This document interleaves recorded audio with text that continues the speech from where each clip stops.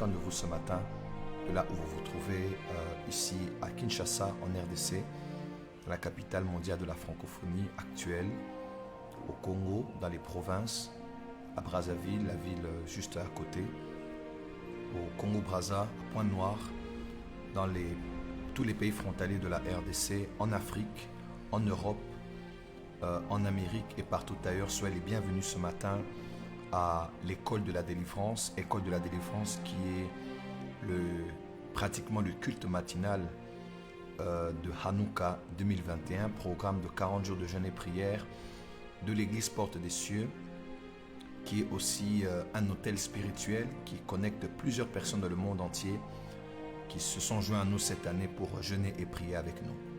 Cadre durant lequel nous parlons en profondeur, de manière systématique, de la délivrance.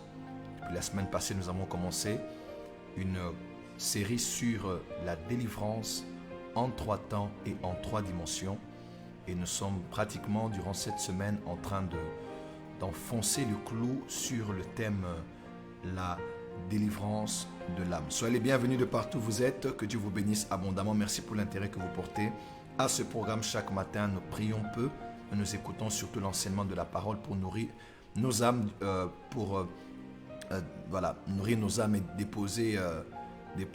faire un dépôt de la parole de Dieu dans nos âmes pour la journée. Et soyez les bienvenus ce matin. J'aimerais voir ces hommes et ces femmes connectés déjà ce matin avec nous.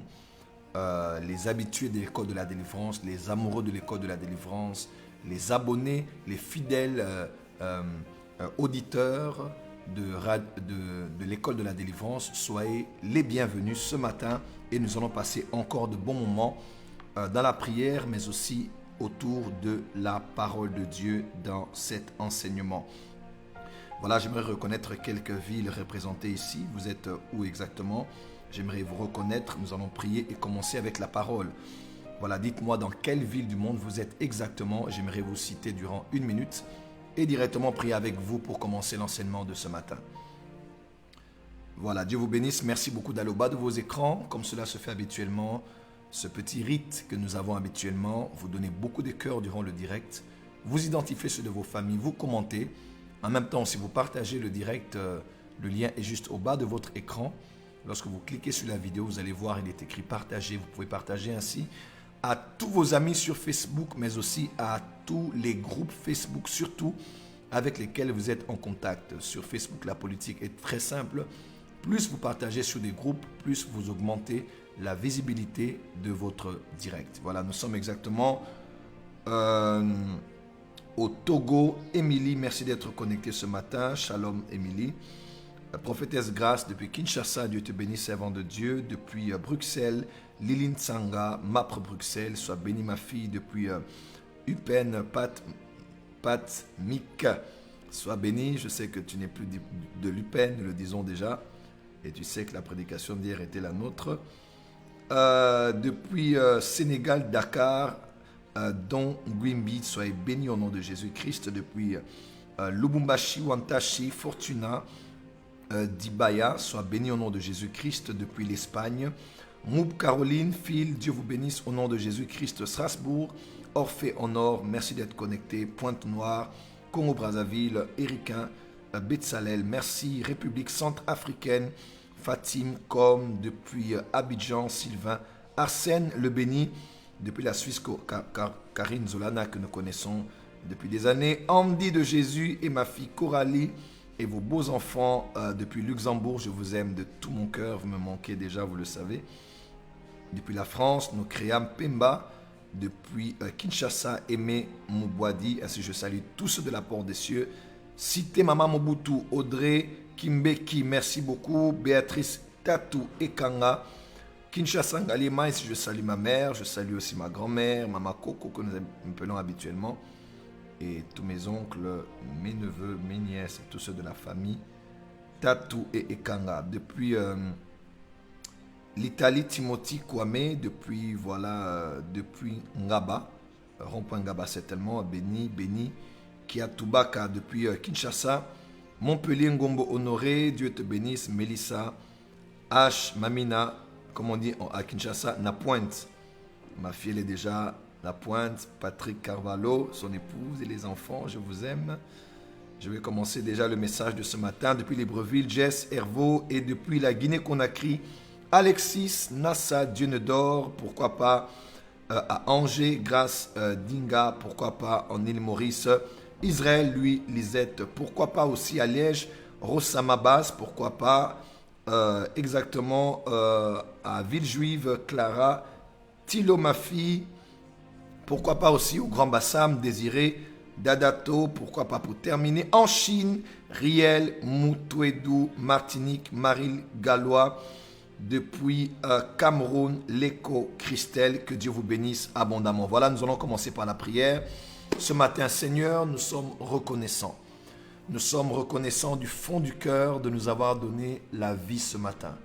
Rien n'est acquis sur cette terre. Nous pensons à cette parabole de cet homme qui avait fait beaucoup de bénéfices et qui avait vu le fruit de son travail se multiplier. Il a regardé, il a commencé à se vanter de ce qu'il avait. Insensé, là tu as appelé, tu lui as dit que cette nuit même son âme allait lui être retirée. Il est mort la même nuit, tout ce qu'il avait amassé, il n'a pas pu l'emmener avec lui dans le séjour des morts. Seigneur, nous voulons humblement venir devant toi pour reconnaître que rien n'est acquis sur cette terre. Tout ce que nous l'avons par toi. Tout ce que nous l'avons pour toi. Et merci pour la vie ce matin, merci pour la santé ce matin. Merci pour le privilège et la grâce d'être debout, de te servir. Nous ne sommes que des simples instruments, nous ne sommes que de l'oxygène et de la poussière.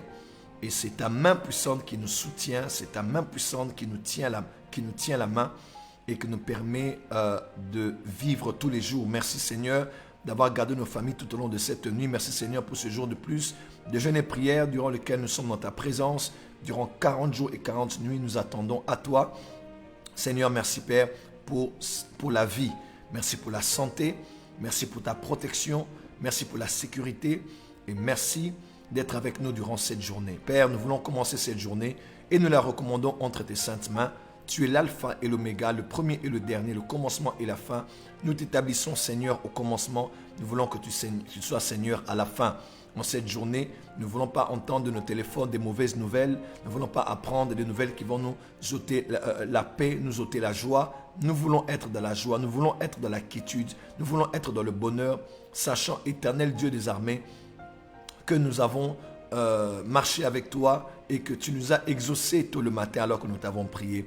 Que ce soit une journée de bonnes nouvelles, une journée où tu renouvelles nos forces pour jeûner et prier, une journée durant laquelle tu nous donnes la force de rester concentrés malgré les tumultes de nos journées, les imprévus quotidiens, que nous puissions rester concentrés en prière car nous sommes en plein Hanouka 2021. Père, accepte de bénir ta parole, de me oindre, de te servir de ma petite vie pour éclairer ton peuple en cet instant. Au nom puissant de Jésus-Christ, nous avons ainsi prié. Amen, amen, amen. Est-ce qu'on peut acclamer le Seigneur de là où nous sommes dans nos maisons? Nous acclamons le Seigneur très fort. Acclame, mets les deux mains ensemble et acclame très fort, très fort, très fort, très fort. Pour le Seigneur, tu peux augmenter. Ne t'inquiète pas, acclame très, très, très fort. Il mérite l'honneur, il mérite la gloire, il mérite la louange, il mérite l'adoration. Et ce que j'aime en hébreu, c'est que quand on parle d'acclamer, acclamer en hébreu, a un sens très, très, très, très intéressant. Parce que acclamer ne veut pas seulement dire faire du bruit, émettre un son par le battement des deux mains, mais c'est surtout aussi en hébreu mettre la tête de ton ennemi au milieu et prendre tes deux mains d'une part et d'autre et d'écraser au fait la tête de tes ennemis alors que tu es en train de les battre. C'est exactement cela. Lorsqu'on acclame, on ne glorifie pas seulement Dieu, mais les acclamations sont aussi une arme dans le combat spirituel. Nous écrasons la tête du serpent, nous écrasons la tête des ennemis, nous écrasons les cerveaux moteurs de ceux qui conspirent contre nous, contre nos familles, contre nos enfants. Alors là où tu commences à acclamer et commences à proclamer les attributs de Dieu, à proclamer les attributs de Dieu. Tu es El Shaddai, tu es le Tout-Puissant, tu es Jéhovah Shalom, Jéhovah Tsabaoth, tu es Jéhovah Tchikenu, tu es le Tout-Puissant, tu es le chef, Labrada Sobra suprême des nations, tu es la tête de l'Église, tu es le roi des rois, tu es le Seigneur des seigneurs, l'étoile brillante du matin, le Dieu fidèle et véritable, la parole faite chair, oh le Verbe créateur, le Dieu incréé. l'Éternel Dieu Tout-Puissant. Sois béni immuable, sois béni immortel, sois béni invincible, sois béni imperturbable, inamovible sur ton trône, qui est semblable à toi dans les cieux, sur la terre et sous la terre. Soyez bénis ce matin et de partout où nous sommes en train de partager le direct et de suivre le message de ce matin. Bienvenue à vous tous qui nous avez rejoints. 15 minutes déjà, nous avons commencé avec la prière et les salutations et nous allons passer immédiatement à notre enseignement de ce matin. Soyez bénis au nom précieux et merveilleux de Jésus-Christ. La délivrance de l'âme. Je vais dire 2-3 choses avant de commencer mon message, de faire la suite au message d'hier, au message que nous avons commencé depuis un temps. Je salue le pasteur Rosimigo depuis Antananarivo, servante de Dieu, je t'aime énormément, tu le sais. C'est une servante de Dieu, un homme de Dieu, pasteur de l'église, présence de Dieu au Madagascar. Je t'ai vu en direct, Dieu te bénisse. Avant que je ne commence ce message, je tenais à t'honorer ton mari et ta famille. Tu fais du très bon travail. J'ai hâte de te revoir à Anta. Merci beaucoup d'être là et de nous honorer de ta présence, servant de Dieu. C'est un honneur d'enseigner une enseignante et nous sommes bénis. Merci beaucoup. Voilà, la Bible déclare que Dieu vous sanctifie votre être tout entier, esprit, âme et corps. 1 Thessaloniciens 5, verset 23. Nous avons depuis le début vu que l'homme est un être tout entier. Il est une entité entière, composée d'un esprit, d'une âme et d'un corps. L'esprit n'est pas l'âme n'est pas le corps, autant que le Père n'est pas le Fils n'est pas le Saint-Esprit. Faisons l'homme à notre image, à notre ressemblance, avait dit Dieu, le Dieu unique, Père, Fils et Saint-Esprit, et faire l'homme comme lui il était. Ainsi l'homme aussi est comme Dieu, tripartite, trinitaire, esprit, âme et corps. Le Père n'est pas le Fils n'est pas le Saint-Esprit, autant que ton esprit n'est pas ton âme n'est pas ton corps. Chaque partie de ton être a des prérogatives particulières, des caractéristiques particulières, des fonctionnalités particulières, autant que le Père est distinct du Fils, est distinct aussi du Saint-Esprit. Le Père est le Créateur, le Fils, il est le Rédempteur, et l'Esprit de Dieu, il est le Régénérateur. Vous allez voir certains textes comme ça qui sont importants. Notez avec moi, vous allez voir des textes comme Psaume 77, 2 à 3. Psaume 77, verset 2 à 3. Vous allez voir David dire « Au jour de ma détresse, je cherche le Seigneur. La nuit, mes mains sont étendues sans se lasser. » Ok?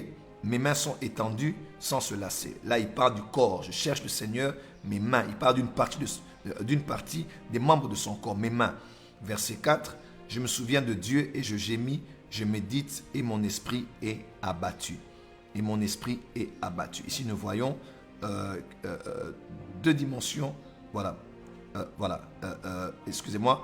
Dans le verset 3, il dit, je n'ai pas fini le verset, excusez-moi. Au jour de ma détresse, je cherche le Seigneur. La nuit, mes mains sont étendues sans se lasser. Mon âme refuse toute consolation. Je me souviens de Dieu et je gémis, je médite et mon esprit est abattu. Il parle de 3 parties de son être ici.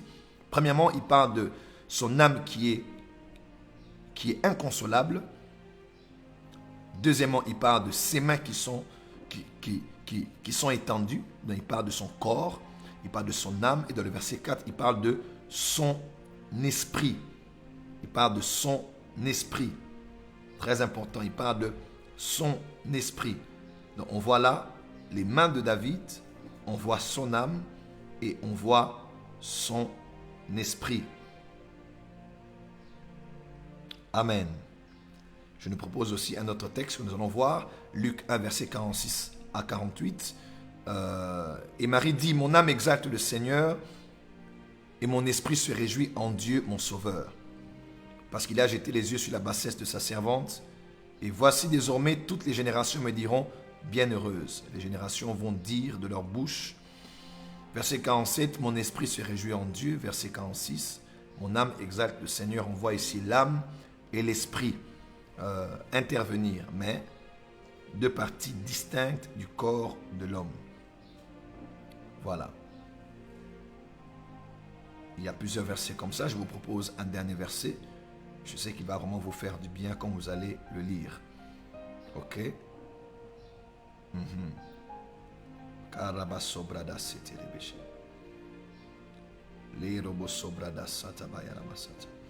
Psaume 143, verset 2 à 4. Notez avec moi. Psaume 143, verset 2 à 4. N'entre pas en jugement avec ton serviteur, car aucun vivant n'est juste devant toi. L'ennemi poursuit mon âme. Notez bien âme, il foule à terre ma vie, il me fait habiter dans les ténèbres comme ceux qui sont morts depuis longtemps. Verset 4, mon esprit est abattu au-dedans de moi, mon cœur est troublé dans mon sein. On parle ici de l'âme et on parle aussi de l'esprit. Amen, amen, amen, que Dieu soit glorifié. Donc votre esprit n'est pas votre âme et votre âme n'est pas votre corps. Votre corps est la partie visible de votre être, autant que le parvis dans le tabernacle, la partie extérieure visible qui vous met en contact avec le monde ambiant directement, au travers des 5 sens, au travers aussi des membres que vous avez. Votre âme vous met en contact, basiquement parlant avec votre personnalité. C'est le siège de votre être, c'est le moteur même de votre vie. C'est de là que vous avez vos émotions, votre volonté et votre intelligence. Et dans votre esprit, vous avez aussi 3 parties distinctes dans votre esprit, j'en parlerai plus tard, mais votre esprit vous met notamment en contact avec Dieu et en contact avec le monde spirituel. Là, je parle de manière basique. Vous allez voir même dans l'enseignement, il y a des fonctionnalités qui vont évoluer parce que votre corps aussi vous met en contact avec le monde spirituel. Il est écrit, votre corps est le temple du Saint-Esprit. On n'a pas dit votre esprit. Parce que votre corps aussi a une dimension spirituelle. Un homme peut être possédé dans son corps. Des esprits peuvent habiter dans son corps. Je n'ai pas dit l'âme, mais dans son corps. Donc, chaque partie de notre être est une partie qui est en contact avec le monde spirituel. Mais basiquement parlant, dans les prérogatives, c'est l'esprit notamment qui nous met en contact avec le monde spirituel, l'âme avec nous, bien que l'âme aussi nous met en contact avec le monde spirituel. Mais basiquement parlant, j'espère qu'on m'a compris. Je vais évoluer dans l'enseignement avec le temps, mais basiquement parlant, notre âme nous met en contact avec nous. C'est le siège de notre intelligence, nos émotions, notre volonté. Et le corps nous met basiquement en contact avec le monde autour de nous, le monde matériel, le monde ambiant autour de nous. Voilà, nous sommes en train d'avancer. Merci de partager, d'identifier les membres de vos familles et de permettre à ce live de bénir un plus grand nombre de personnes. Voilà, donc vous allez voir de l'enseignement, je vais commencer à évoluer. Quand je dis basiquement, non, je pose les bases, donc ceux qui appartiennent au rez-de-chaussée.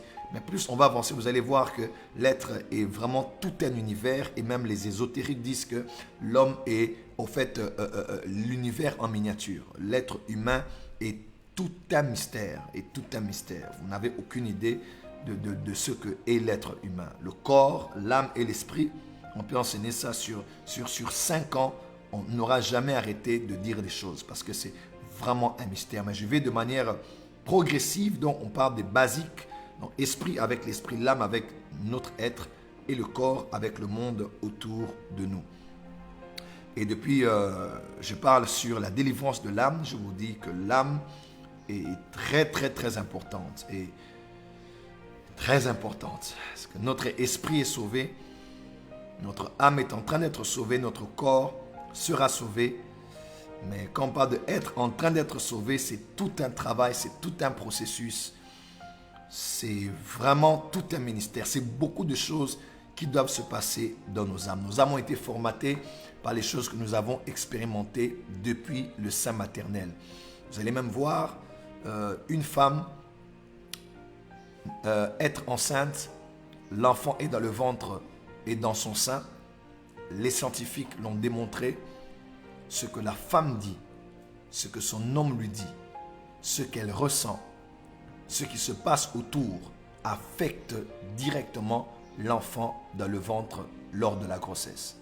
L'enfant peut naître avec un sentiment de rejet, pas parce que durant sa jeunesse, l'enfant a été rejeté, loin de là, mais parce que dans le sein maternel, l'enfant ne se sentait pas aimé. L'enfant ne sait pas décrire, ne sait pas expliquer cela, mais l'enfant sent qu'il n'est pas aimé de sa mère, l'enfant ressent qu'il n'est pas aimé de son père. Donc l'âme de l'enfant commence déjà à être formatée, ses émotions. Vous allez voir un enfant des fois très mélancolique, très moody, très triste, n'étant pas proche d'un parent. Et pourtant le parent est tout à fait content, mais l'enfant sait. Là je ne parle pas lors de l'avortement, lorsqu'on force l'enfant fuit. Je parle déjà sur le plan émotionnel, l'enfant peut être affecté par l'amour que lui donnent les parents. L'enfant peut être affecté par la joie, par l'attente que les parents ont de le voir sortir au 9e mois de le porter dans leurs bras, l'enfant peut être affecté. Donc, nos âmes sont formatées par des choses des fois que nous connaissons, que nous ne connaissons pas, qui sont des fois inscrites dans notre subconscient, qui sont des fois inscrites dans notre être intérieur. Quelque part en nous, tu ne sais pas expliquer des choses, mais tu sens que tu es très aimé, tu sens que tu étais très attendu. Ou bien tu sens que tu étais mal aimé, que tu n'étais pas du tout désiré, pas du tout attendu. L'enfant n'a pas besoin d'entendre cela avec ses oreilles, qu'un parent puisse le lui dire. L'enfant peut le savoir, l'enfant peut le sentir, l'enfant peut le sortir un jour. Comme quoi, il sent que vous ne l'avez jamais aimé. L'enfant n'a pas besoin de voir des choses. Il y a quelque chose dans son âme qui fait en sorte que l'enfant le sait. Vous allez voir même les monitrices d'école le dimanche et même ceux qui s'occupent des enfants dans les crèches. Voilà, Aurélia dit, vérité prophète, dès la crèche, les enfants peuvent manifester des troubles du comportement. Voilà, merci Aurélia de participer à notre direct.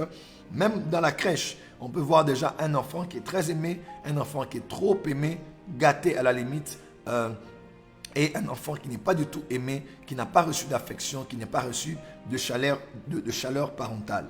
Donc l'âme là, l'âme que tu as est formatée par beaucoup de choses. Voilà pourquoi quand nous prêchons la parole à l'église, vous devez prendre très au sérieux la parole que nous prêchons. Et même nous les prédicateurs, nous devons prêcher vraiment un message holistique, prêcher un message complet.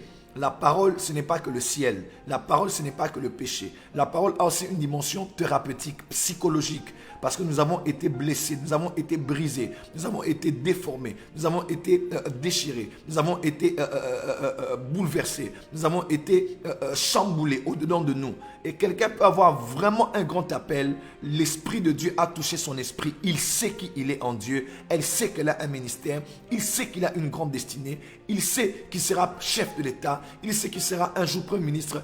Elle sait qu'elle sera la femme d'un grand homme de Dieu. Mais une âme détruite, mon frère, ma soeur, une âme détruite, c'est compliqué. Hein? Une âme détruite peut détruire l'œuvre de l'esprit. Une âme détruite peut ralentir l'œuvre de l'esprit. Une âme détruite peut faire pesanteur à l'œuvre de l'esprit. Une âme détruite peut te rendre malade. Vous allez voir comment, avec le temps, l'âme peut impacter le corps, peut aussi impacter l'esprit. Une âme qui est abattue peut abattre l'esprit. Une âme qui est abattue peut rendre malade le corps. Comme ça qu'on parle des maladies psychosomatiques. Là, je vais avancer avec ça plus tard. Des maladies psychosomatiques. Donc, quelqu'un a des soucis et directement, l'estomac fait mal. Oh, j'ai mal devant, même jusqu'au dos, j'ai mal. À vrai dire, ton corps n'est qu'un exécutant. Ton corps a ressenti physiquement ce que ton âme a ressenti émotionnellement. Voilà pourquoi l'âme, il ne faut pas jouer avec l'âme. Une personne qui a une âme abattue peut aussi abattre son esprit. Vous allez voir quelqu'un qui a beaucoup prié en langue. Pendant qu'il prie en langue, là, il pense à un mauvais souvenir, à une mauvaise parole. Il s'arrête de prier en langue. Parce que ton esprit peut être affecté par ton âme. C'est ainsi que David disait, mon âme bénit l'Éternel et n'oublie aucun de ses bienfaits. Quand il dit mon âme là, mon âme, molé manangai, c'est comme ça qu'on dit là, molé manangai, bien moté manangai, ça veut dire que moté manangai, ngai wana zanani, ngai wana eza molimo. Donc mon âme, qui dit mon là, ça appartient à qui? Ça appartient à l'esprit. Il disait, moi qui suis esprit, je t'ordonne à toi âme. Malgré ta tristesse, malgré tes problèmes, malgré les déceptions, malgré la haine des hommes, je t'ordonne mon âme. Allez, bénis l'Éternel, bénis l'Éternel, bénis l'Éternel, bénis l'Éternel. Allez, célèbre ses bienfaits. N'oublie aucun de ses bienfaits. C'est vrai qu'il n'a pas encore fait. C'est vrai qu'on attend encore qu'il le fasse. C'est vrai qu'on est impatient. Mais n'oublie pas aucun de ses bienfaits. Cite. Et quand mon âme commence à citer au travers de ma bouche les bienfaits de Dieu, je me rends compte que les bienfaits de Dieu sont beaucoup plus nombreux que les choses qu'il n'a pas encore fait pour moi ou les choses qu'il a refusé de faire pour moi. L'âme est très importante et on ne doit jamais jouer avec cette dimension de l'être humain. On ne doit jamais jouer avec cette dimension de l'être humain. Je vous ai donné hier Jérémie 6, verset 14. Jérémie 6, verset 14. Jérémie 6, verset 14. Jérémie 6, verset 14. Je l'ai lu hier. Il pense, Dieu parle des sacrificateurs, il pense, c'est le mot Rapha, donc ils guérissent, à la légère la plaie de la fille de mon peuple. Paix, disent-ils, et il n'y en a point. Donc Dieu dit que mes serviteurs là, les prophètes et les sacrificateurs sont tellement distraits. La fille de mon peuple est malade, elle est blessée, elle est meurtrie. Ils ont la responsabilité, les sacrificateurs et les prophètes, de les soigner, de les traiter. Mais parce qu'ils traitent à la légère, légèrement, superficiellement, sans aller à la profondeur. La plaie de la fille de mon peuple, même quand ils vont dire que tout va bien, à vrai dire, tout ira mal. Écoute-moi, il n'y a pas de plaie, il n'y a pas de paix avec des plaies.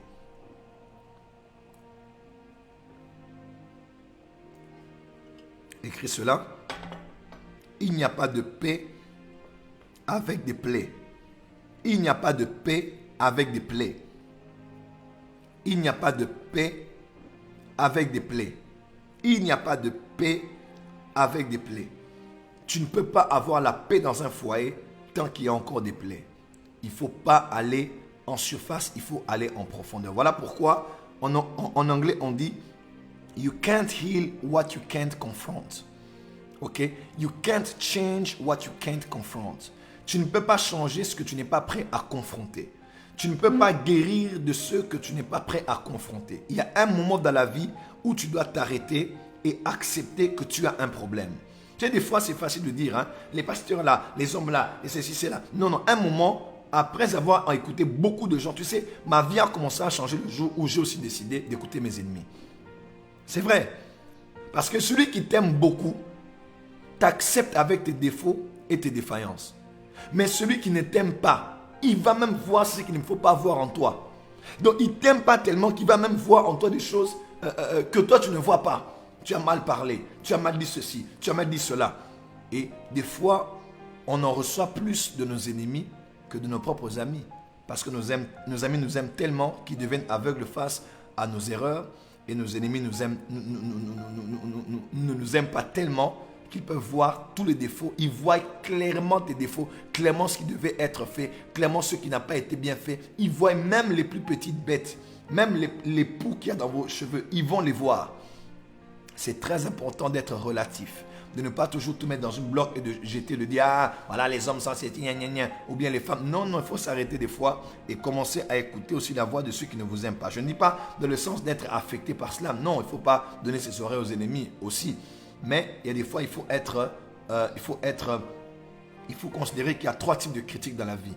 Il y a l'autocritique, il y a la critique positive et la critique négative. Même dans les critiques négatives, on peut tirer des bonnes choses pour commencer à changer. Ma communication sur les réseaux sociaux a commencé à changer depuis quelques années quand j'ai commencé à écouter ce que disaient mes ennemis. Il fait trop ceci, il faut trop cela, un peu trop ceci, un peu trop cela. Ma personnalité, on communique avec sa personnalité. J'ai dit, j'ai changé, maintenant ceci, un peu plus de ça, je lèverai peut-être ça, je mettrai plus ceci, parce qu'il ne faut pas qu'il y ait des choses, sans se dénaturer, qui soient toujours une occasion de chute pour les plus faibles dans la foi. Est-ce que quelqu'un est en train de m'entendre ici? Ainsi, je commence à donner plus de temps à l'enseignement, de mettre pas beaucoup de parce que la francophonie a besoin d'y aller step by step dans certaines choses. Quand tu les agresses, ils vont t'agresser. Il faut aller avec l'enseignement, tu montres les miracles, tu montres les prophéties, step by step pour que les gens comprennent. Parce qu'on a un esprit très, très religieux dans la francophonie. Je ne pensais pas à ça, mais dans la francophonie, on a un esprit très, très, très religieux. Bon, je suis allé loin de mon message. Mais je voulais seulement dire, des fois, il faut t'arrêter et te dire qu'il y a un problème avec moi. Je suis malade, j'ai des blessures, il y a quelque chose qui ne va pas avec moi. D'avoir le temps de parler avec ton mari, de parler avec ta femme, de parler avec ton fiancé, de parler avec ta fiancée, de parler à ton pasteur, de parler à tes intimes, de te parler à toi-même, de te regarder face à un miroir et de dire quel est mon vrai problème.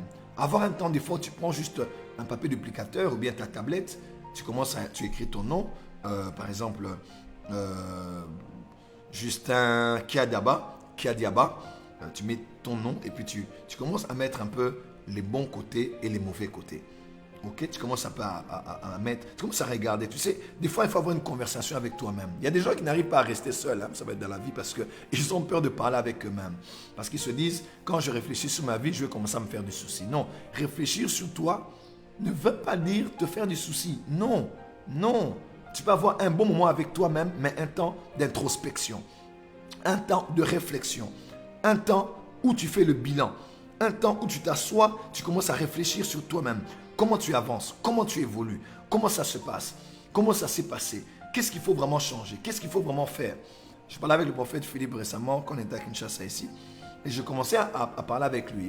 On parlait un peu du choix du conjoint et je lui ai dit quelque chose que j'ai tiré, une sagesse que j'ai reçue quelque part. Et je lui ai dit, par exemple, tu sais, il faut te poser au fait les bonnes questions sur toi-même. Avant d'être avec une femme, avant d'être avec un homme, avant de te marier, il faut te poser 3 ou 4 questions essentielles.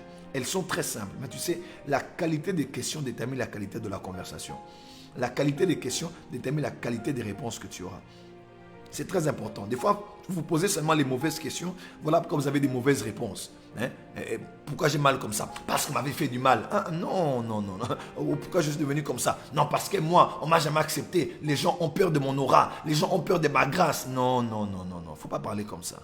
Si tu mélanges tout comme ça, tu vas être un être très émotionnel ou un être animal. Parce que c'est les animaux qui vont juste dans l'instinct, dans les émotions. Tu es un être réfléchi, tu as un cerveau pour ça. Il faut t'asseoir, commencer à réfléchir sur toi-même. Il faut avoir l'humilité de faire une autocritique sur toi-même. En fait, moi, mon problème, c'est quoi? Et je disais au prophète Philippe, je disais, numéro 1, quand tu veux être avec une personne, là, je donne, c'est une parenthèse, parce que tu es un homme ou une femme, tu veux te marier. Numéro 1, qui suis-je? Numéro 1, qui suis-je? C'est très important. Ne dis pas d'abord, oh, avec qui je vais être, elle est comme ça. Non. Qui suis-je? Je dois connaître mon identité. Qui suis-je? Par exemple, moi, Joël Francis, je suis un lévite. Je suis un nazaréen. Je suis mis à part pour Dieu. Qui suis-je? Donc, il faut d'abord savoir, numéro 1, tu es qui? Tu vois, quand tu commences à te poser ce genre de questions, tu peux commencer à évoluer dans la conversation. Qui suis-je? Je suis qui? C'est déjà, quand déjà tu ne sais pas qui tu es là, c'est compliqué. Tu n'auras pas la définition de ta vie. C'est vrai que ça peut arriver dans certains cas. Mais la définition de ta vie, tu ne dois pas la voir dans les yeux d'un homme qui te regarde. Tu ne dois pas la voir dans la bouche d'un homme qui te complimente. Tu ne dois pas la voir dans la bouche d'un prophète qui dit des choses sur toi. Tu dois commencer toi-même à savoir qui es-tu. Donc, qui suis-je? Je suis là, je suis un homme. Bon, je veux me marier. Qui suis-je? Je dois d'abord définir qui je suis. Tout le reste viendra, numéro 1, par la connaissance de mon identité. Ok? Qui suis-je? Qui suis-je? Qui suis-je? Numéro 2, où est-ce que je vais avec Dieu? C'est très important. Tu ne peux pas dire que tu seras avec quelqu'un si tu ne sais pas où tu vas. Parce qu'il est écrit dans Amos 3, on dit que 2 personnes ne peuvent pas marcher ensemble, c'est Amos 3, je pense, sans qu'ils se soient mis d'accord. Tu vois? Donc il faut déjà savoir là où tu marches. Nanzela Nanga. Quel est le chemin que tu vas emprunter? Je vais où avec Dieu? Donc là où je suis, je sais qui je suis. Et je dois me poser la question, je vais où? Toi, c'est des simples questions. Tu vois? Dans la vie, c'est d'abord des questions que tu te poses. Qui suis-je? Numéro 2, où est-ce que je vais avec Dieu? Je vais où avec Dieu? Dieu m'emmène où? Tu vois? Dès que tu sais là où Dieu t'emmène, la conversation commence à devenir plus intéressante avec toi-même. Qui suis-je? Où est-ce que je vais avec Dieu? Où est-ce que je vais avec Dieu? C'est des simples questions. Où suis-je? Est-ce que quelqu'un peut me partager ce direct? Voilà. Je vais vous dire des choses intéressantes ce matin. La sagesse est aussi reconnue par la qualité des questions que l'on se pose. C'est comme ça qu'on devient plus sage. L'insensé mélange tout, met tout dans les émotions, blablabla. Non. L'homme sage, l'homme intelligent s'assoit et réfléchit. Allez au bas de vos écrans, partagez-moi le direct. On a plus de 480 personnes. On peut aller à plus que ça. Taguez les membres de vos familles, partagez à vos amis. Et voilà. Donc, première question. Je veux me marier. Je suis un homme et une femme. Numéro 1. Qui suis-je? Numéro 2. Où est-ce que je vais avec Dieu? Où est-ce que Dieu m'emmène? Quelle est ma destination? Très important. Parce que je ne peux pas être avec quelqu'un. Parce que le choix de la personne avec qui je serai est déterminé par ma connaissance de mon identité. Ok. Par la connaissance de là où je vais. C'est très important parce que je ne peux pas prendre quelqu'un qui est incompatible à ma destination, qui est incompatible à ma fonction, qui est incompatible à ma mission, qui est incompatible à ma destination. C'est très important. Quelqu'un m'entend? C'est la plus importante chose dans la vie, c'est la sagesse. Et elle est déterminée aussi par la qualité des questions et la qualité des réponses que nous pouvons donner à ces dernières. Numéro 1, qui suis-je? Numéro 2, où est-ce que je vais avec Dieu? Numéro 3 comme question, écoute-moi très bien. Qu'est-ce que je définis comme bonheur? Voilà. Là, c'est un livre que je suis en train d'écrire aussi. On va en parler une autre fois. Qu'est-ce que je définis comme bonheur? Ça, c'est important. Hein? Mon fils, tu m'entends? Voilà, très important. Numéro 1, qui suis-je? Numéro 2, où est-ce que je vais? Numéro 3, qu'est-ce que je définis comme bonheur? Quelle est ma définition du bonheur? Ok, quelle est ma définition du bonheur? Tu vas voir peut-être que, là je parle de manière générale, pas forcément chrétien. Tu es avec une personne sexuellement, c'est le top. C'est le top. C'est le top. C'est le top. Sexuellement, c'est le top. Mais à part cela, comme on dit par ailleurs, à part cela, es-tu heureuse? Y a-t-il la conversation? Y a-t-il le dialogue? Est-ce que vous êtes fusionnel sur le plan économique, le plan financier, le plan spirituel? Il n'y a pas qu'un domaine tu dois savoir en fait qu'est-ce que tu définis comme bonheur. Tu sais, à la fin, je parlais avec le prophète Philippe et on était en train de rire. Je le dis. À vrai dire, prophète Philippe, tu vas réaliser que ton vrai bonheur ne sera pas dans une femme. C'est difficile de dire. Hein? Excusez-moi, les femmes, vraiment, ne prenez pas ça mal. Tout homme de Dieu vous dira, à vrai dire, son bonheur se trouve en Dieu.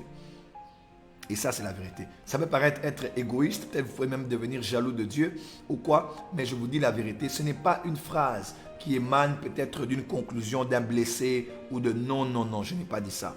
Posez la question à tous serviteurs de Dieu. Le vrai bonheur, même de tout être humain, c'est d'abord en Dieu. Le bonheur, le vrai bonheur, c'est d'abord le bonheur qu'on a en Dieu. Si tu n'es pas heureux avec Dieu, tu ne seras pas heureux avec ton conjoint. Si tu n'es pas en paix avec Dieu, tu ne seras pas en paix avec ta conjointe. Je te dis la vérité. À moins que tu aies une conscience qui est morte. Le vrai bonheur, c'est d'abord le bonheur qu'on a en Dieu. Et à la fin, on se réalise dans le ministère que en fait, le vrai bonheur là, c'est Dieu. C'est quand je fais ce à quoi Dieu m'a appelé. Qu'est-ce que moi je définis comme bonheur? Tu sais, il faut te poser des questions. Il faut te définir comme bonheur. En fait, qu'est-ce qui te donne la joie durant la journée? Tu vois, par exemple, je posais la question à un serviteur de Dieu. Je lui en parlais. Je disais, tu dois définir d'abord qu'est-ce qui te rend joyeux durant 24 heures? Il m'a dit, ce qui me rend joyeux durant 24 heures, c'est quand je parle avec les gens que j'aime, on parle, on rigole, tout ça. C'est un truc qui me rend très heureux. J'ai dit, alors, parmi les choses qui définissent ton bonheur, c'est aussi des conversations agréables. Donc, tu dois être avec quelqu'un avec qui tu dois bâtir ou quelqu'un avec qui tu sens que tu parles bien. Parce que quand tu ne seras pas avec ces hommes et ces femmes avec qui tu parles tous les jours, tu dois être avec quelqu'un avec qui la conversation est agréable. Tu vois un peu? Il faut parler bien, faut rire, blaguer, parler. Ce que tu avais comme bonheur avec eux, tu l'as au fait avec quelqu'un avec qui tu es. Est-ce que quelqu'un peut m'entendre très bien ici? Est-ce que ça passe ou ça casse? Voilà. Tu vois? Deuxièmement, il me dit, non, moi, mon bonheur, c'est quand je travaille. Je lui dis, non, ton bonheur, c'est aussi le ministère. Oh non, mon bonheur, c'est aussi quand je vois les autres heureux. Ok, donc il faut savoir, il faut définir qu'est-ce que tu définis comme bonheur. Parce que tu te maries pour être heureux, tu te maries pour être heureuse. Tu dois définir ce que tu dois être heureux. Voilà, le bonheur, c'est même pas beaucoup d'argent, c'est même pas de grandes maisons, c'est même pas avoir de belles voitures, c'est même pas avoir beaucoup de choses. Quelqu'un te dira, je ne demande pas beaucoup. Moi, tout ce que je demande, c'est juste l'attention, parler, échanger, prier ensemble, faire des choses ensemble, les réaliser ensemble. Tu vois, il faut d'abord que, voilà, ça varie d'une personne à une autre. Hein? Ça varie d'une personne à une autre. Mais tu dois d'abord te définir, qu'est-ce que tu définis comme bonheur? Tu vois, qu'est-ce que je définis comme bonheur? Dans quoi je me dirais que je suis heureux? Dans quoi je me dirais que je suis heureuse? Quelle est cette étape de ma vie où je vais entrer pour me dire, voilà, maintenant je suis heureux, je suis heureuse? C'est dans quel type de maison, c'est dans quel type de foyer que j'entrerai, je dirais, waouh, je n'ai pas des millions, je n'ai pas des milliards, je n'ai pas une vie de luxe, mais je suis heureuse, je suis heureux avec cet homme. Mes frères et sœurs, ça fait quelques jours, j'étais en France, je suis allé voir ma petite sœur à Amiens. Et peut-être qu'elle n'est pas connectée ce matin, mais j'aimerais dire à ma petite sœur Musette, Tato, que je l'aime de tout mon cœur. C'est ma petite sœur cadette. Et j'étais allé la voir parce que ça faisait 4 ans qu'on ne l'avait pas vue. Je l'ai vue avec son mari, j'ai vu les enfants. Et quand je suis rentré, j'ai appelé la famille, j'ai appelé ma mère. J'ai dit, maman, Musette est heureuse. Elle n'est pas dans un château. Elle n'est pas avec quelqu'un qui ressemblait à un de ses ex qui était peut-être millionnaire ou des jets privés, de quoi que ce soit. Elle est avec un homme qui travaille, qui a un bon travail, qui se bat, un homme très intelligent, un homme entrepreneur, un homme très posé, un homme qui aime Dieu, un homme qui aime la belle famille, un homme qui nous respecte, un homme qui respecte sa femme. Et j'ai dit à maman, Lusette est heureuse. Et j'étais très content. J'ai vraiment quitté Amiens, j'ai quitté l'Europe en me disant, ma petite soeur est entre des bonnes mains, je peux dormir. Parce que je me rappelle quand j'étudiais à l'école des Flamboyants, on nous avait déposé à l'école le matin, maman était enceinte. Et après les cours, on nous a dit que maman a accouché. Waouh! Donc imagine-toi, on était déjà à l'école, c'était l'école des Flamboyants pour ceux qui connaissent Kinshasa de Minzaozone. Et maman est enceinte, maman elle allait accoucher, puis on allait voir notre petite soeur. Elle était toute rouge comme ça, les yeux verts. Mundele, on l'appelait Mundele de la famille, donc elle ressemble beaucoup à mon défunt père. Et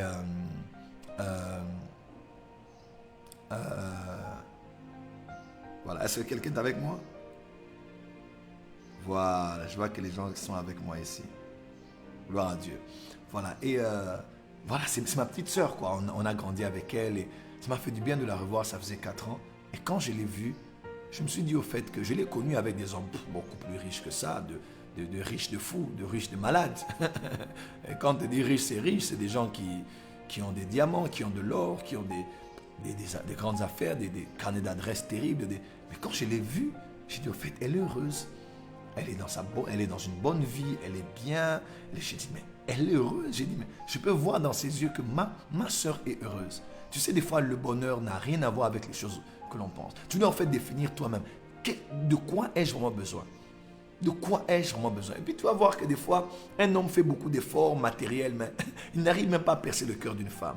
Mais un autre homme là-bas, un bon tchatcheur, quelqu'un qui fait 2-3 petites choses, ravit cette femme dans les mains de quelqu'un qui a beaucoup de moyens. Parce que les moyens, ce n'est pas tout ce qu'il faut comme moyen pour atteindre ses objectifs. Est-ce que quelqu'un est avec moi? Quelqu'un peut dire avance prophète. Quelqu'un voit un peu? Non, on est à l'école de la délivrance. Partage-moi le direct, invite les amis.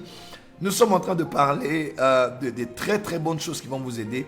Dans la vie, il faut se poser les bonnes questions pour avoir les bonnes réponses. La sagesse aussi est au bout du tunnel. Après qu'on se soit posé les vraies questions. Qui suis-je? Où est-ce que je vais avec Dieu? Qu'est-ce que je définis comme bonheur? Donc, pour moi, être heureux, c'est quoi? Pour moi, être heureuse, c'est quoi? Ok? Et le dernier point, de quoi ai-je vraiment besoin? Voilà. Après ça, choisissez l'homme, choisissez la femme. La dernière question, de quoi ai-je vraiment besoin? Pose, regarde bien, dis à ton voisin, de quoi ai-je vraiment besoin? Très important, de quoi ai-je vraiment besoin? Je sais que tu n'as pas de voisin peut-être, c'est encore le matin, peut-être que tu n'as pas de femme, pas encore de mari autour de toi. Mais j'aimerais juste te dire, c'est important de te poser la question à la fin, de quoi ai-je vraiment besoin? Donc, moi, mon besoin, en fait, c'est quoi? Au ligne. Quelqu'un m'entend? De quoi ai-je vraiment besoin? Donc, là où je suis, moi, madame telle, moi, mademoiselle telle, moi, monsieur tel, moi, citoyen tel, de quoi ai-je vraiment besoin? C'est très important. De quoi ai-je vraiment besoin? Est-ce que tu as besoin forcément d'un homme fort? Parce qu'il y a des fois, tu vas rester, non, je ne voulais pas parce qu'il est trop grand. Il est trop grand. Il a un gros ventre, maman. Le ventre peut partir. Le ventre peut partir avec le thé, avec le régime, avec l'alimentation, les heures de manger, avec un peu de sport, le ventre peut partir. Tu ne peux pas disqualifier quelqu'un à cause du ventre. Donc, tu as besoin d'un gros... Donc toi, de quoi ai-je besoin? Tu as besoin d'un homme qui a une tablette de chocolat. C'est trop bas comme standard pour choisir quelqu'un. C'est trop bas comme standard. Oh non, moi, je suis un homme. Moi, il faut que la femme ait une poitrine forte. Moi, les petites poitrines là, ça passe pas. Tu ne vas pas hypothéquer ta destinée à cause du volume d'une poitrine. Tu vois un peu? Donc, dans la vie, il y a plus que ça. Il faut te poser la question, de quoi ai-je vraiment besoin? Tu n'auras pas forcément tout. Tu n'auras pas forcément tout. Mais si tu as exactement ce qui répond à qui tu es, ce qui répond à où tu vas, ce qui répond à qu'est-ce que tu définis comme bonheur, ce qui définit à ce qui répond à la question de quoi ai-je vraiment besoin, mon frère, ma soeur, tu vas aller au-delà de certaines choses qui ne sont pas importantes, qui ne sont pas urgente. Voilà. Est-ce qu'on peut avancer? Est-ce qu'on peut avancer ici? Est-ce qu'on peut avancer? Voilà. Voilà, c'était juste une petite parenthèse. Ce n'était pas un thème sur les choix du conjoint. C'était simplement une petite parenthèse, mais qui nous a pris beaucoup de temps. J'espère que cela édifie quelqu'un. Voilà, je disais seulement avec soi-même, il faut avoir des bonnes questions que tu te poses. Des fois pour guérir, des fois pour solve a problem, donner la solution à un problème. Des fois pour trouver la solution, il faut seulement se poser les bonnes questions. Ce sont les bonnes questions qui vont te donner les bonnes réponses et tu vas avoir les bonnes décisions et prendre des bonnes résolutions. Voilà. Je répète, on va faire un petit résumé sur ça et on ferme la parenthèse. D'accord? Choix du conjoint, en 4 questions. Top chrono et c'est parti.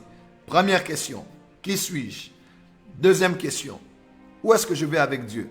Troisième question, qu'est-ce que je définis comme bonheur? Quatrième question, de quoi ai-je vraiment besoin? Première question, qui suis-je? Deuxième question, où est-ce que je vais avec Dieu? Où est-ce que Dieu m'emmène? Troisième question, qu'est-ce que je définis comme bonheur? Parce que le mariage, c'est le cadre où il faut être heureux. On n'a pas dit cela, il faut aller travailler. Je ris avec le pasteur Marcelo dernièrement pendant qu'on parlait. Le pasteur Marcelo m'a fait rire. Il m'a dit, Joël, tu sais, il faut que tu saches quelque chose. Dans le mariage, il y a quelque chose d'important. Il ne faut pas épouser forcément quelqu'un qui va bien interpréter la vision de ton église. Ça, c'est très important. Parce que des fois, tu te dis que tu vas épouser un homme ou une femme qui va être peut-être quelqu'un qui va peut-être gérer une dimension de ton église. Par exemple, quelqu'un qui va être secrétaire de ton église, administrateur ou bien pasteur assistant. Il dit, tu vois ça là, tu peux même payer quelqu'un pour ça. Et il va très bien le faire. Tu peux payer un secrétaire, payer un pasteur assistant. Aujourd'hui, même dans le monde de la pastorale, on peut prendre quelqu'un, on fait un contrat avec lui, 3 ans, on le paye. Il va très bien faire ton travail. Il dit, le mariage, c'est un lieu où on est là pour être heureux. Tu dois te réveiller tard la nuit, à 3 heures du matin, tu regardes la femme, tu regardes cet homme, tu dis, voilà, c'est ce que je voulais. Eh bien, voilà, je bénis Dieu. Tu dois avoir la capacité de te réveiller la nuit, à 1h, 2h, 3h du matin. Quand tu ouvres les yeux, tu regardes la personne. Vraiment, en toi, tu te dis, c'est ce que j'attendais sur ce lit, c'est ce que je voulais sur ce lit. C'est très important. Et non, commence à te dire, Seigneur, est-ce qu'au cause a été vraiment, est-ce que tu ne peux pas la prendre? Est-ce que tu ne peux pas le prendre par hasard, Seigneur? Par inadvertance, qu'un ange passe par là et reprenne son âme? Non, pas du tout. Tu dois te réveiller la nuit et te dire, c'est vraiment ce que je voulais. Ce n'est pas parfait, ce n'est pas total, ce n'est pas con, mais c'est ce qu'il me fallait. Tu vois, c'est pas vraiment ce que non, c'est ce qu'il me fallait. C'est très important. C'est là où on est pour être heureux. Alors, tu dois te poser la troisième question. Qu'est-ce que je définis comme bonheur? Et quatrième question, tu dois te poser la question de savoir qu'est-ce qu'il me faut vraiment. Dès que tu réponds à ces questions, tu peux aller choisir l'homme que tu veux épouser ou aller choisir la femme que tu veux. Ma prière pour toi qui n'est pas encore marié, qui est célibataire et qui cherche Dieu dans Hanouka 2021 et ce matin à l'école de la délivrance, et que Dieu te fasse grâce d'être avec un homme et une femme avec qui tu auras à dormir toutes les nuits de ta vie et que tu auras regardé tard la nuit, à 3h, 4h du matin, tu la regarderas, qu'elle ronfle ou pas, qu'il ronfle ou pas, mais quand tu le regarderas, tu la regarderas, tu te diras, voilà ce qu'il me fallait vraiment et je peux commencer ma journée dans la paix parce que j'ai quelqu'un qui répond à ce que je suis, qui répond à où est-ce que je vais avec Dieu, qui répond à ce dont j'ai vraiment besoin pour être heureux et qui répond aussi à ce dont j'avais vraiment besoin. Voilà, on va terminer aujourd'hui ici et demain je vais continuer. On est déjà, il nous reste 5 minutes, d'accord? Ok, quelqu'un peut poser une question? Si on peut le faire ce matin, est-ce que quelqu'un a une question à poser? On va répondre à cette question. Voilà, on est déjà dans le mood de Power FM. Donc bientôt on aura cette radio qui sera lancée par la grâce de Dieu très très prochainement. Et à la radio, on aura des émissions, on parlera à cœur ouvert, on prendra des appels et on va vraiment permettre à plusieurs personnes d'être édifiées autrement par la parole de Dieu, mais avec des réflexions, des sagesses, des questions, des réponses et le choc des cultures, choc d'idées, choc. Voilà, toutes ces choses vont faire en sorte que nous puissions tirer des bonnes conclusions parce que être prédicateur ne dit pas que vous êtes plus intelligent que les autres. Okay? Être orateur ne veut pas dire que vous êtes plus intelligent que les autres. Être présentateur ne veut pas dire que tout ce que vous dites est complet. Mais des fois, c'est en écoutant sur les autres, en prenant des appels téléphoniques, en écoutant d'autres approches, que vous pouvez ainsi tirer des bonnes résolutions et aider plus d'une personne. Voilà. Quelqu'un a une question à poser?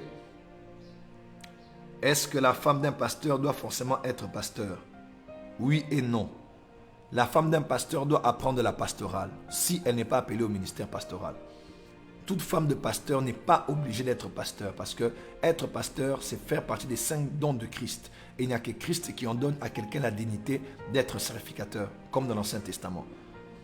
Mais toute femme de pasteur doit apprendre la pastorale. Donc, elle doit apprendre la fonction. Elle ne doit pas être désintéressée du travail de son mari. Elle doit savoir ce que c'est que d'être pasteur. Elle doit développer un cœur pastoral sans être pasteur. Elle doit être bergère sans avoir un troupeau. Parce qu'indirectement, elle est aussi bergère de ce troupeau en faisant la bergère de son mari dont elle est épouse. Très, très important. Est-ce que quelqu'un m'a compris? Voilà, là c'était la première question. La femme du pasteur ne doit pas forcément être pasteur. Si elle n'est pas appelée à ce ministère, ne la tue pas dans une fonction à laquelle Dieu ne l'a jamais appelée. Mais seulement, elle doit vraiment être rapide à apprendre la pastorale pour aider son mari et aussi aider les personnes autour de ce dernier. Question?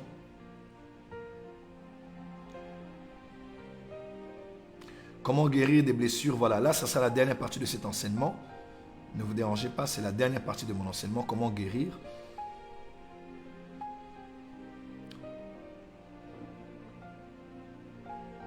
Ok, concernant l'hôtel avec le prophète Jean Toto, on vous donnera tous les détails durant la journée. Je prends une dernière question et je vais clôturer ici. Faut-il faire une cure d'âme? Je ne vois pas bien la question là. Question, est-ce que nous devons nous marier qu'avec un croyant pratiquant? Oui.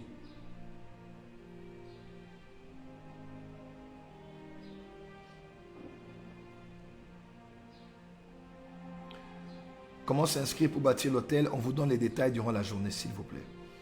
Comment délivrer de la peur de la mort prématurée? Ah, il faut chasser l'esprit de mort.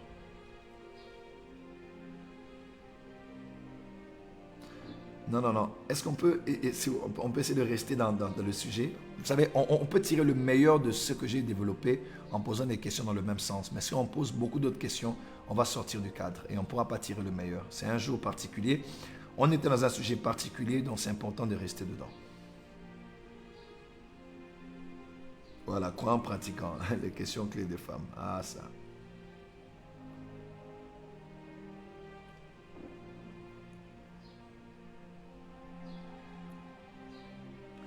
Pouvons-nous être sûrs à 100% que c'est la bonne personne? Oui et non. Pour certains, ils étaient sûrs à 100%. Pour d'autres, ils étaient sûrs à 90%, 70%, d'autres même à 50%. Parce qu'il y avait beaucoup d'autres choses qui prenaient la part de ces autres pourcentages-là. La peur, l'hésitation, le tiraillement avec d'autres choix qui étaient juste à côté. Mais au fond de soi, on le sait. Voilà, on va arrêter pour aujourd'hui et nous allons prier le Seigneur. Père, merci pour le matin que nous avons passé ensemble. Merci pour cette journée de jeûne et prière. Fortifie nos corps alors que nous jeûnons, nous te prions durant cette journée. Nous prions que réflexion soit notre partage durant cette journée en rapport avec ce qui a été dit. Certains sont déjà mariés, n'ont pas forcément besoin de ça. Mais ces questions sont aussi applicables pour le choix des collaborateurs, des amis de destinée, beaucoup de choses comme ça. Nous prions que tu nous fasses grâce de marcher de la sagesse, de marcher de la crainte de ton nom aujourd'hui. Et par ta grâce, d'expérimenter ta main puissante alors que nous te cherchons aujourd'hui. Bénis la prière de midi et bénis le culte du soir à l'église au nom de Jésus-Christ. Amen. Voilà, merci beaucoup d'avoir été connectés ce matin. Nous allons nous retrouver tous ensemble. Coupez-moi cette vidéo. Ceux qui sont sur... coupez, vous avez des iPhones, coupez. Taguez-moi sur Instagram, partageons, voilà. Faites part à plusieurs personnes qui sont connectées de ce que nous disons ce matin et permettez à l'audience de pouvoir doubler, tripler, pourquoi pas quintupler par la grâce de Dieu. Nous voulons permettre aux choses qui sont données, aux richesses qui sont données chaque matin de bénéficier à plus d'une personne. Soyez bénis. On se retrouve à 12h pour la guerre de midi et à 16h pour la grande plénière avec le prophète Jean Toto Chabani. Merci beaucoup d'avoir suivi. Il est 6h59. Chez nous à Kinshasa, shalom chez vous et bonne journée. Amen.